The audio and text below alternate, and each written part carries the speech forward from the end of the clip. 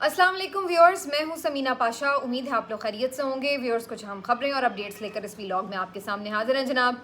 एक तो आज इस हवाले से बात करेंगे कि SIFC का जो इजलास हुआ, पहले जिसमें गंडापुर साहब को नहीं मदऊ किया गया था, लेकिन बाद में फाइनली ये रियलाइज़ किया गया कि ये कोई अच्छा मैसेज नहीं जाएगा, तो उन्हें भी इनवाइट कर लिया गया। तो गंडापुर साहब भी यहाँ पर मौजूद थे जी SIFC के इजलास में, जहाँ पर आर्मी चीफ भी मौजूद थे, बाकी लोग भी वज़ीर आला, वज़ीर आज़म साहब सारे मौजूद थे। तो क्या इस इजलास की कहानी है, और इसके बाद अली अमीन गंडापुर साहब ने जो गुफ्तगू की है वो बड़ी इंपॉर्टेंट है। उसमें छुपी हुई कई बातें हैं जो सामने आ रही हैं, उसके ऊपर भी बात करेंगे। वो इसलिए कि हम देख सकते हैं कि एक मुसीबत तो बहरहाल बनी हुई है, एक हलचल तो मची हुई है, और उसकी बुनियादी वजह तो अदलिया का स्टैंड लेना है। और जिसके बाद अब बज़ाहिर ये नज़र नहीं आ रहा मुमकिन कि किस तरीके से इमरान खान को मज़ीद जेल में रखना है, क्योंकि बज़ाहिर तो ऐसा लग रहा है कि शायद अब जो हफ्ता शुरू होने जा रहा है, इसमें इमरान खान के केसेस के फ़ैसले अगर आ जाते हैं तो आप कैसे इमरान खान को अंदर रख सकेंगे। तो थरथली मची हुई है, जिसमें दो तरह से काम हो रहा है। एक तो ये कि मज़ीद दबाव डालने के लिए, मज़ीद केसेस बनाने के लिए, मज़ीद उनमें ज़ोर डालने के लिए काम हो रहा है, यानी सख्ती वाला। और दूसरी तरफ ये भी अब कोशिश की जा चुकी है शुरू कि किसी तरह से अगर मामलात फिर से किसी सेटलमेंट या किसी उस तरफ जाएं कि जहाँ पर कुछ सूरत हाल में ले दे हो सके, तो वो भी कुछ हो सके। तो बज़ाहिर ऐसा लग रहा है कि अब दोनों तरफ से घेरने की एक और कोशिश जो है वो शुरू की जा रही है, क्योंकि अदलिया काबू नहीं आई। तो उसके बाद अब एक सेकंड स्ट्रेटजी जो है वो अफरा तफरी में बनानी पड़ी। इसके ऊपर तफसीली बात करते हैं, ये बड़ा इंटरेस्टिंग होगा आपके लिए सारा मामला जानना। कुछ थोड़ी सी बात करेंगे इस हवाले से कि गज़ा के मामले के ऊपर जो आलमी अदालत इंसाफ का फ़ैसला आया, उसके बाद किस तरह से इसराइल ने रिएक्ट किया, और उस पर शहबाज शरीफ साहब की क्या बेइज्जती हुई है, इसके ऊपर भी बात करते हैं। और कुछ मज़ीद ख़बरें होंगी PTI के अंदरूनी मामलात से मुतल्लिक। मैं काफ़ी दिन से बात करना चाह रही हूँ, लेकिन और ख़बरें इतनी इंपॉर्टेंट आ जाती हैं कि वो फिर बातें रह जाती हैं। तो बहरहाल जी काफ़ी कुछ है जी आज के व्लॉग में। आपसे रिक्वेस्ट है कि चैनल को सब्सक्राइब कर लें अगर अभी तक सब्सक्राइब नहीं किया। तो बात का आगाज़ यहाँ से करते हैं कि जो SIFC का इजलास था, पहले तो उसमें जैसे मैंने आपको बताया, खैबर पख्तूनख्वा के वज़ीर आला अली अमीन गंडापुर को इनवाइट नहीं किया गया था। हमने भी ये रिपोर्ट किया था और तमाम मीडिया चैनल्स पर भी ये बात आ चुकी थी। और उसके बाद खैबर पख्तूनख्वा की तरफ से इसके ऊपर एक रिएक्शन भी आया, और उन्होंने इसको नापसंद किया कि इस तरह से आपने सूबे को एक अलग सूबा करार देकर और एक इस तरह का रवैया करके कि जैसे वो कोई दुश्मन हैं कि भाई उनको नहीं आपने बुलाना। तो ये कोई अच्छा मैसेज नहीं था, ये वादानियत के ख़िलाफ़ था वफाक की। बहरहाल अल्टीमेटली कुछ रियलाइजेशन हुई, जिसके बाद अली अमीन गंडापुर साहब को भी एन वक्त पर इनवाइट कर लिया गया, और उन्होंने भी कोई इसमें फिर हीलो हज्जत नहीं दिखाई या कोई नखरा नहीं किया कि जी ठीक है अब क्या बुलाने का फ़ायदा, वो भी आ ही गए। तो उन्होंने भी इस इजलास में शिरकत कर ली। बाद में मैं सुन रही थी गवर्नर खैबर पख्तूनख्वा फैसल करीम कुंडी को मारिया मेमन साहिबा के प्रोग्राम में उन्होंने कहा है कि जी उनके कहने के ऊपर अली अमीन गंडापुर साहब को बुलाया गया। जब उन्हें पता चला कि उन्हें नहीं इनवाइट किया गया, तो उन्होंने फिर इंटरवीन किया, वज़ीर आज़म से बात की कि अच्छा मैसेज नहीं जाएगा, वहाँ के सूबे की भी रिप्रेजेंटेशन होनी चाहिए। तो फिर वज़ीर आज़म ने उनकी बात का रिकॉर्ड करते हुए उन्हें भी इन्वाइट कर लिया। तो अब अगर ये उनके कहने पर हुआ है या ख़ुद से कोई रियलाइजेशन हुआ है, जो भी मामला है, बहरहाल किस्सा मुख्तसर के वो आ गए। अब उसकी वीडियोस भी वैसे बड़ी इंटरेस्टिंग थी, क्योंकि अली अमीन गंडापुर साहब को अता तारड़ के साथ जगह मिली हुई थी, और जहाँ पे वो बैठे हुए थे काफ़ी इंटरेस्टिंग सूरत हाल होगी। ज़ाहिर है आर्मी चीफ बिल्कुल सामने थे मौजूद, और ये सब इस वक्त किस तरह के एक्सट्रीम पोजीशंस लिए हुए हैं, किस तरह के एक दूसरे के लिए जज्बात रखते हैं, वो किसी से ढके छुपे तो हैं नहीं। लेकिन ये बात भी अपनी जगह दुरुस्त है कि सब पाकिस्तान में ये समझते हैं कि ताकत का मरकज़ तो आर्मी चीफ़ है। तो अगर कहीं से कोई बात होनी है, कई दफ़ा कह चुके हैं PTI वाले कि वो इस्टेब्लिशमेंट से होगी, और आर्मी चीफ़ को भी मालूम है कि इस वक्त चाहे उन्हें PTI वाले या इमरान खान कितने ही बुरे क्यों ना लगे, लेकिन वो अपनी जगह एक हकीकत की तरह सामने खड़े हैं। तो ये अब दिल में जो मर्ज़ी एक दूसरे के लिए इख्तलाफात हों, लेकिन बहरहाल आमना सामना तो हुआ इस इजलास में। शायद इसको अवॉइड करने के लिए पहले ना बुलाया गया हो, लेकिन वजह जो भी हो, बाद में इसके ऊपर जब शहबाज शरीफ साहब ने गुफ्तगू की तो उन्होंने बड़ी ऐसी बातें की जिसके ऊपर तनकीद फिर बन जाती है। पहली बात तो उन्होंने कहा कि जी SIFC जो है वो इतनी नाकिदीन की उसमें रही जद में, लेकिन इसके बावजूद भी उसकी बड़ी ज़बरदस्त खिदमात हैं, बड़ा उसका जनाब इफ़ादियत है, बड़ा उसने परफॉर्म किया है और सबका उस पर एतमाद है और ये और वो वगैरह वगैरह। तो मुझे बड़ी हैरत हुई कि वो किस बुनियाद के ऊपर, यानी आप जब कोई बात करते हैं तो उसका कोई पीछे डेटा तो होता है ना, आप कुछ शेयर करते हैं कि जी देखिए SIFC जब से बनी है उसमें जी इतनी इन्वेस्टमेंट आई है, उससे इतनी मईशत में बेहतरी आई है, ये जो प्रोजेक्ट्स हैं वो स्टार्ट हो रहे हैं वगैरह वगैरह, कुछ तो आप उसके हवाले से सामने चीज़ें रखते हैं। तो अभी तक तो हमें जो पता चल रहा है वो कमिटमेंट्स का है कि जी इधर से उतनी कमिटमेंट आ गई, उधर से इतनी कमिटमेंट आ गई है। अब जो हालिया कमिटमेंट आई है $10 अरब की UAE से, उसके ऊपर काफ़ी बात हो रही है कि जी वो अब तकरीबन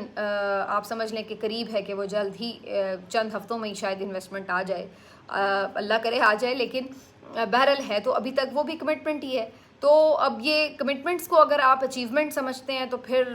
हम क्या कह सकते हैं आपकी इस लॉजिक के ऊपर। लेकिन बज़ाहिर हक़ाइक़ तो यही है कि आप जितनी मर्ज़ी लफाजी कर लें, नतीजा तो कोई अभी तक फ्राहम नहीं कर सकी आपकी SIFC, भले आपने उसको जिस भी तरह से वेट दे के और उसको कोई जिस भी मकसद के लिए बनाया, लेकिन उसने वो फ़िलहाल तक तो परफॉर्म नहीं किया। बहरहाल इस इजलास के बाद ये भी बात हुई कि गंडापुर साहब ने मीडिया से गुफ्तगू की, जो कि बड़ी इंपॉर्टेंट गुफ्तगू थी। उसमें उन्होंने ये कहा कि जी ठीक है, हम आ गए, उनसे फिर सवाल हुए कि जी आपने इमरान खान से मुतल्लिक आर्मी चीफ से कोई बात की? तो उन्होंने कहा कि जी हमारी, अब जो उन्होंने बात ये वाली की है ये बड़ी इंपॉर्टेंट है, गौर से सुनिएगा। उन्होंने कहा कि जी हमारी और फोरम्स पर और तरीक़ों में कहीं पे बातचीत हो गई है स्टार्ट, तो मुझे ज़रूरत नहीं थी, ना ये मुनासिब जगह थी कि जहाँ पर बाकी लोग भी बैठे हुए हैं और टॉपिक भी कुछ और है, तो वहाँ पर मैं अपने पार्टी के मामलात या चेयरमैन के मामलात जो हैं उसके ऊपर बात करता, तो ये बात मुनासिब नहीं थी। लेकिन मुझे वैसे भी अगर मुझे कहीं और कोई जगह ना दस्तयाब होती कि कहीं मुझे मौका नहीं मिलता है, तो चलो आज मिल गया तो मैं यहीं पे बात कर लूँ, तो वो एक अलग बात होती है। लेकिन जब मुझे मौका दस्तयाब है तो मैं वहाँ क्यों ना बात करूँ, यहाँ क्यों करूँ? तो एक तो इससे ये कन्फर्मेशन होती है कि कहीं ना कहीं कोई बैकडोर बातचीत जो है वो शुरू हुई है। और पहले भी इस बारे में बहुत से लोग ये कह रहे हैं कि अली अमीन गंडापुर साहब के थ्रू कुछ ना कुछ कम्युनिकेशन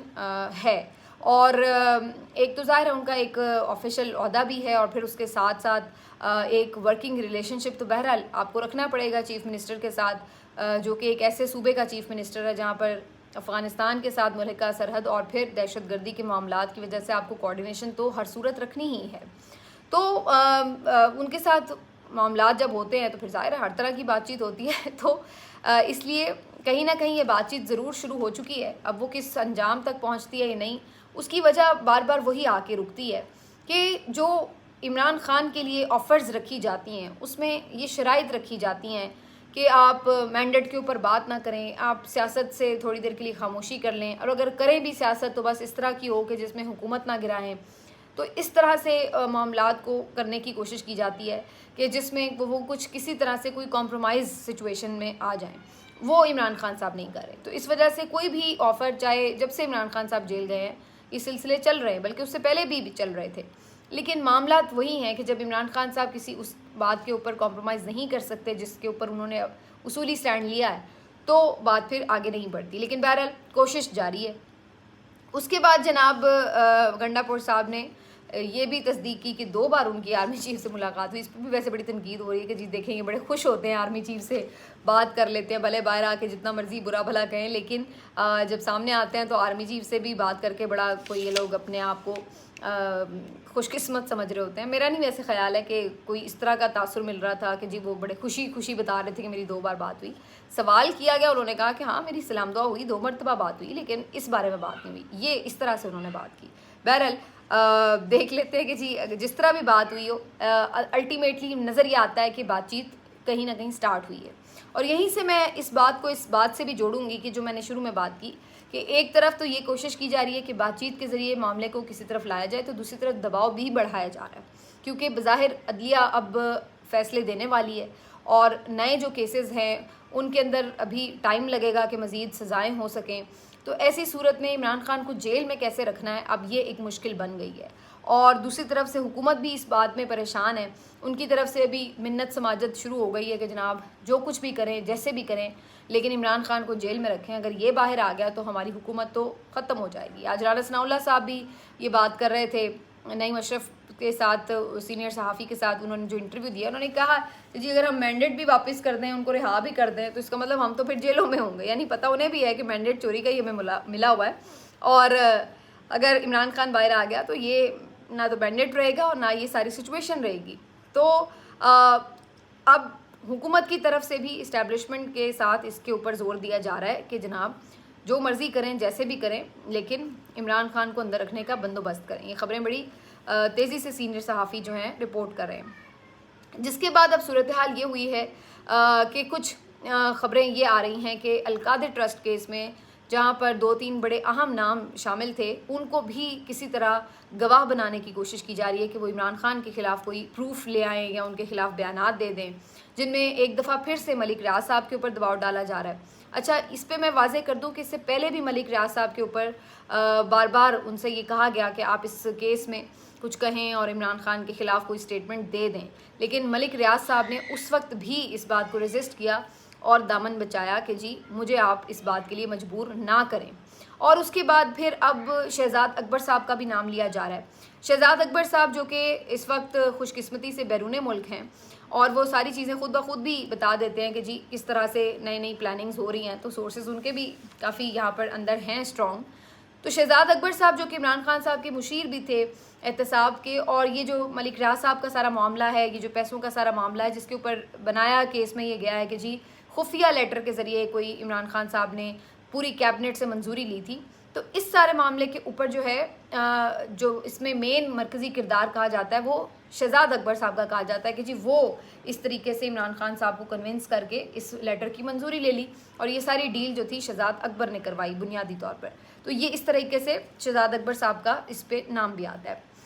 अब ख़बरें ये आ रही हैं कि ये जो 2-3 नाम हैं, चाहे वो फरागोगी का हो या मलिक रियाज साहब का हो, शहजाद अकबर का हो, और इवन कुछ लोग तो जुल्फ़ी बुखारी का भी नाम ले रहे हैं कि उनके ऊपर भी दबाव डालने की कोशिश है। अब इंटरेस्टिंग बात यह है कि मलिक रियाज साहब का तो मुझे पता नहीं आजकल कहाँ हैं, लेकिन बाकी जो तीनों हजरात हैं वो बैरून मुल्क हैं। जुल्फ़ी बुखारी, शहजाद अकबर और फरागोगी ये सब बाहर हैं, मुल्क में नहीं मौजूद हैं। और मलिक रियाज साहब मुल्क के अंदर हों या बाहर हों, उनको जल्दी कोई हाथ नहीं डालता, आपको पता है, वो कुछ अलग लेवल है उनका। तो उनके ऊपर किसी ने क्या दबाव डालना है, उनके साथ इस तरह के हरबे तो नहीं आजमाए जाते दबाव डालने के। जो ख़बरें हमें आ रही हैं कि जी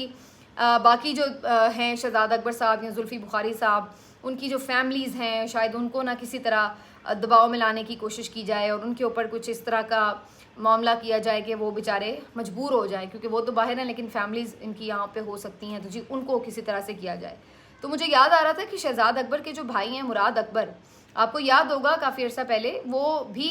काफ़ी दिन लापता रहे हैं, तो उनके साथ भी ये मामला हो चुका हुआ है। उस वक्त भी क्या यही वजह थी कि उस वक्त भी कहीं उन्हें लापता करके बेसिकली शहजाद अकबर साहब को कोशिश की गई मैसेज देने की। फिर शहजाद अकबर साहब के साथ भी एक वाक़या हुआ था, बाहर के बेशक वो मुल्क में थे लेकिन इसके बावजूद भी उनके ऊपर तेज़ाब भी फेंकने की कोशिश की गई थी एक डिलीवरी बॉय के ज़रिए। वो इस मामले को भी शहजाद अकबर साहब तो इल्ज़ाम यही लगाते हैं कि वो यहाँ से कहीं से इनिशिएट हुआ था। बहरहाल इसके ऊपर कोई शवाहिद तो नहीं अभी तक सामने आए, लेकिन कहने का मकसद ये है कि ये किरदार इम्पॉर्टेंट तो हैं, लेकिन जुल्फ़ी बुखारी साहब का एक ट्वीट जो है वो बड़ा इंपॉर्टेंट है, जो कुछ देर पहले उन्होंने किया। उन्होंने कहा कि जी मेरी फैमिली भी बिल्कुल सेफ़ है और मुझे कोई जितनी मर्ज़ी कोशिश कर ले दबाव डालने की, इंशाल्लाह मैं तो इमरान खान का साथ नहीं छोड़ने वाला। ये किसी की ख्वाहिश ज़रूर हो सकती है लेकिन हकीकत नहीं बनेगी कभी भी। और साथ ही उन्होंने कहा कि इमरान खान इस मुल्क का वाहिद सच है और जो भी शख्स उसके ख़िलाफ़ जाता है उसको ज़लील और रुस्वा होना पड़ता है और उसका वजूद ही मिट जाता है। तो ये एक बहुत बड़ी बात कही जुल्फ़ी बुखारी साहब ने, जो कि हमने वैसे अभी रिसेंटली देखी भी है कि जो जो बड़े बड़े नाम इमरान खान साहब के ख़िलाफ़ लॉन्च किए गए वो कैसे झाग की तरह गायब हो गए। तो जुल्फ़ी बुखारी साहब ने ये बहरहाल इस ट्वीट में क्लियर कर दिया कि उनकी फ़ैमिली भी सेफ़ है। शहजाद अकबर साहब ने भी अभी इस हवाले से कोई वो बात तो नहीं की, लेकिन ये ख़बरें मार्केट में हैं कि जी कोई इस तरह की कोशिश की जा रही है ताकि अल-कादिर ट्रस्ट केस को ज़रा मजबूत किया जाए और इसकी बुनियाद के ऊपर इमरान खान साहब को सज़ा सुनाई जा सके। इसके अलावा मैंने आपको पिछले व्लॉग में बताया भी था कि कुछ नए केसेस भी बनाने की तैयारी है, लेकिन अब नए केसेस भी बनाएंगे आप, वो भी कितने मज़ा खेज़ हैं वो मैं सारा आपको डिटेल बता चुकी हूँ। तो ये सब चीज़ें उस वक्त तो फिर भी आपकी काम आ जाती हैं कि जब अगर अदलिया कॉम्प्रोमाइज़्ड हो या वो किसी वजह से खौफ का शिकार हो या आपके साथ किसी सेटलमेंट में हो, तो फिर तो ये बात बन सकती है। लेकिन इस तरह के केसेस अगर आप बनाएंगे तो एक इंडिपेंडेंट जुडिशरी जो मज़ीद आपका कोई खौफ लेने के लिए तैयार नहीं है या वो अपनी अदालती आज़ादी के ऊपर कोई कॉम्प्रोमाइज़ करने के लिए तैयार नहीं है, जो ये समझती है कि उसे मेरिट पे फ़ैसले करने हैं, तो ऐसी जुडिशरी से आप कमज़ोर केसेस के ऊपर इमरान खान के ख़िलाफ़ फ़ैसले नहीं ले पाएंगे। चाहे आप नए केसेस बना लें या चाहे पुराने केसेस को नए तरीके से लेके नई नई रैपिंग में सामने आ जाएं, ये बात अब जो है अल्टीमेट इसका जो हाथ में फ़ैसला है वो तो जुडिशरी के, और वो आपके साथ फ़िलहाल ताउन करती हुई नज़र नहीं आ रही इस मामले पर। तो इसी वजह से फिर ये धमकियां भी लगाई जा रही हैं कि जी इमरजेंसी लगा देंगे, ये कर देंगे, वो कर देंगे, जो कि मैं पहले इसके ऊपर तफसीली पिछले व्लॉग में बात कर चुकी हूँ। तो ये जी सारी कहानी कि किस तरह से 2 वे कोशिश की जा रही है इमरान खान साहब को लाने की दबाव में, लेकिन जिसने इतना कुछ बर्दाश्त कर लिया अब उसके लिए मज़ीद ये कुछ इस तरह की चीज़ें जो हैं उनके लिए कोई उसमें ना तो परेशानी की कोई बात नज़र आती है और ना ही वो फ़िलहाल तक भी वो अपने माइंड में बंदा बहुत क्लियर है। देखिए सबसे इम्पॉर्टेंट बात ये है कि वो ये सोच के नहीं बैठा कि मैं 6 महीने तक तो गुजारा कर लूँगा या मैं 8 महीने, वो क्लियर है भाई कि मैं यहाँ से चाहे मर के ही निकलूँ जेल से, आई डोंट केयर। तो जब एक बंदा अपने माइंड में क्लियर है तो आप उसके ऊपर 600 केस और बना लें, उसको क्या फ़र्क पड़ रहा है। अदलिया अगर स्टैंड ले रही है तो अच्छी बात है, नहीं भी ले रही होगी, जैसे पहले नहीं भी केसेस में हक में कई फैसले आए तो तब भी उससे क्या वो घबरा गया, वो तो नहीं घबराया। तो इसलिए अब ये सर फोड़ना है, आपने कितने देर और फोड़ना है वो अब आपकी अपनी चॉइस है, लेकिन दीवार पे लिखा तो आप सब पढ़ रहे हैं और ये अब आपको भी आहिस्ता आहिस्ता पढ़ना आ जाना चाहिए। वैसे बहरहाल इसके ऊपर देख लेंगे जी क्या सूरत हाल मज़ीद बनती है, लेकिन नून लीग के लिए ये कोई सारी खबरें इतनी अच्छी नहीं हैं। अब आखिर में थोड़ी सी बात करती हूँ मैं इस मामले के ऊपर कि गज़ा के मामले के ऊपर बड़ा अहम फ़ैसला आया आलमी अदालत इंसाफ का कि जिसने फ़ौरी तौर पर इसराइल को ये हुक्म दिया कि आप रफ़ा पर अपना जो ऑपरेशन है, फ़ौजी कार्रवाई है, उसको बंद करें और सीज़ फायर करें। काफ़ी इस पर सब इत्मीनान का इजहार कर रहे थे कि आलमी अदालत इंसाफ ने ये बड़ा ज़बरदस्त फ़ैसला किया है, लेकिन आपको मालूम है कि जिस अंदाज से इसराइल अपनी बदमाशी पे उतरा हुआ है उसकी जानिब से वाज़ेह तौर पे कह दिया कि हमारे लिए मुमकिन नहीं है कि हम किसी भी तरह भी जंग बंदी में जाएं। तो अब ये है आपके लिए असल मोमेंट सोचने का कि क्या कुछ ताकतवर ममालिक जो हैं वो किसी बदमस्त हाथी की तरह जिसको चाहे उनके लिए अक़वाम मुत्तहिदा की क़रारदादें, उनके लिए आलमी अदालत इंसाफ के फ़ैसले, ये सब आलमी प्रेशर, ये सब कोई बात मानी नहीं रखती और वो अपने जिस तरह समझ रहे हैं, जो सोच रहे हैं ताकत के नशे में, वो रौंदते चले जाएंगे हर चीज़ को और करते चले जाएंगे और उनको कोई रोकने वाला नहीं होगा, कोई हाथ डालने वाला नहीं होगा। तो भाई अगर कोई बंदा ज़ुबान से बात समझ नहीं आ रही, जिसको इंसाफ की बात अगर समझ नहीं आ रही, अदालत की बात समझ नहीं आ रही, तो उसको रोकने का कोई तो तरीका होगा। अब ये सोचना चाहिए दुनिया को कि अगर कोई इस तरह बदमाशी पे उतर आए तो फिर उसके साथ क्या डीलिंग होनी चाहिए। क्या ये ज़रूरी नहीं कि इस मौके पे फिर सब इसराइल को डिसऑन करें, उसके साथ हर किस्म के ताल्लुकात ख़त्म की जाएं ताकि उसके ऊपर प्रेशर पड़े और वो जंगबंदी के लिए मजबूर हो सके। और क्यों नहीं उनके ख़िलाफ़ कोई कार्रवाई हो सकती, बाकायदा फ़ौजी कार्रवाई क्यों नहीं हो सकती। अगर अफ़गानिस्तान के ख़िलाफ़ हो सकती है, अगर शाम के ख़िलाफ़ हो सकती है, इराक़ के ख़िलाफ़ हो सकती है, आपने कितने अरब ममालिक के ख़िलाफ़ कर डाली, तो इसराइल के ख़िलाफ़ क्यों नहीं हो सकती कि जो इस वक्त बदमाशी पे उतरा हुआ है और जो आलमी अदालत इंसाफ के फ़ैसले मानने से इनकारी है, अक़वाम मुत्तहिदा की बात मानने से इनकारी है। तो जो दुनिया की बात नहीं मान रहा, तो क्या दुनिया उसको अपनी बात मनवा नहीं सकती? उसके ख़िलाफ़ क्यों नहीं लश्कर कशी हो सकती कोई? तो ये सबसे बड़ी इंपॉर्टेंट बात है। अब इस पर सब यकीनन यही कहेंगे इसलिए क्योंकि अमेरिका उसके साथ खड़ा है। तो भाई अमेरिका को भी इसके ऊपर अंडर प्रेशर लाए ना। अमेरिका क्या सारी दुनिया से कोई अलग मुल्क सबसे बड़ा है, अलग से है कुछ के सारी दुनिया अगर एक तरफ हो जाए तो अमेरिका क्या कर लेगा, क्या किस तरफ चला जाएगा। तो ये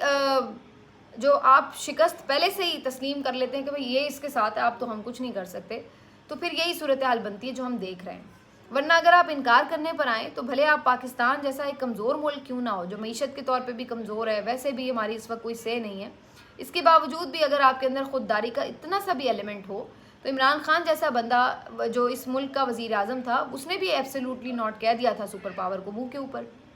ईरान का क्या स्टेटस है? बेशक उसने पाबंदियाँ लगवा दी, अमेरिका ने जो कुछ भी कर लिया, लेकिन वो इतनी खुददारी और गैरत रखता था कि उसने कहा कि भाई हम अमेरिका के बात मानने के पाबंद नहीं हैं। तो फिर क्या वजह है कि बाकी सारी दुनिया इतनी लेट जाती है अमेरिका के आगे, ये बात समझ में नहीं आती। बहरहाल इस सारे मामले के ऊपर आज शहबाज शरीफ साहब ने भी, हमारे डरे सहमे वज़ीर आज़म ने भी आज ट्वीट करने की जुर्रत की। वही ट्वीट एक्स पे जो कि उन्होंने मुल्क में बैन किया हुआ, बार बार फिर भी बड़ी अब अल्फाज बड़े अजीब से मुंह से निकल जाते हैं बाज़, लेकिन आप अंदाज़ा लगाएं कि थोड़ी सी इंसान में इतनी ग्रेस होनी चाहिए कि अगर आपने एक वेबसाइट को बंद किया तो कम से कम उसे इस्तेमाल तो ना करें। मैं अगर ऐसा करूँ तो मुझे तो बड़ी शर्म आए, लेकिन नहीं, बहरहाल क्या कर सकते हैं। तो खैर उन्होंने जनाब उस पर ट्वीट किया और बड़ा उस पर जिन्हें यकजहती का इजहार करने की नाकाम सी कोशिश की गज़ा के मामले के ऊपर, तो जिसके बाद फिर नीचे उनको कम्युनिटी नोट आ गया। अब ये भी कितनी शर्मिंदगी की बात है कि आप मुल्क के प्राइम मिनिस्टर हों और आपके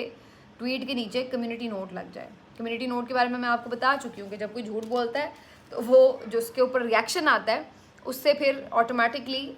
जो है इंतज़ामी तौर पर उसके साथ वो एक नोट लग जाता है कि भाई ये बंदा बात गलत कर रहा है, और फिर वो बंदा बेचारा उस ट्वीट को डिलीट भी नहीं कर सकता। तो उन्होंने इसी तरह की जब यकजहती का इजहार करने की कोशिश की तो फिर उसके नीचे ज़ाहिर लोगों के जो रिएक्शंस आए उसके बाद उसके ऊपर कम्युनिटी नोट लग गया। और वो कम्युनिटी नोट यही लगा कि जनाब ये जो बंदा पाकिस्तान का प्राइम मिनिस्टर बना हुआ है, ये वैसे तो यहाँ पर बात ये कर रहा है, लेकिन असल में हकीकत ये है कि इसके मुल्क में अगर आप फ़लस्तीन के हक़ में रैली निकालते हैं, प्रोटेस्ट करते हैं, तो ये नहीं करने देते, और अगर कोई फिर भी करता है तो ये उसको क्रैक डाउन करते हैं बाकायदा। और उन्होंने सारा उस पर जब वो कच्चा छट्टा खोल दिया कि जनाब चूँ चुरा नहीं है कर सकते, बाकी एक दो एवं इस तरह की जज्बाती सी स्टेटमेंट्स दे के अपनी जान छुड़ा लेते हैं कि जैसे हम बड़े फ़लस्तीन के साथ हैं। लेकिन हकीकत ये है कि आपके टीवी स्क्रीन के ऊपर फ़लस्तीन का झंडा नहीं चल सकता। हकीकत ये है कि डी चौक में अगर एक साबिक सेनेटर जमात इस्लामी का बंदा एक सेव गज़ा के नाम से धरना दे के बैठा है तो आए रोज़ उसके लिए मुसीबत बनी हुई है। कभी पुलिस उससे बदतमीज़ी करती है, कभी उस मुजाहिरीन के ऊपर गाड़ी चढ़ा दी जाती है, कभी वो डंडे खाते हैं लोग, कभी गिरफ्तारियाँ होती हैं। इससे पहले वो गिरफ्तार भी हो चुके हैं अपनी बीवी समेत। तो हकीकत ये है, और ऊपर से आके आप पक्का सा मुंह बना के कह दें कि जी हम तो फ़लस्तीन के साथ हैं, तो फिर उसके बाद ऐसी ही आलमी शर्मिंदगी होती है जैसी शहबाज शरीफ साहब के ट्वीट के साथ हुई है। मिलते हैं आपसे अगले वीलॉग में, अपना ख्याल रखिए, अल्लाह हाफ़िज़।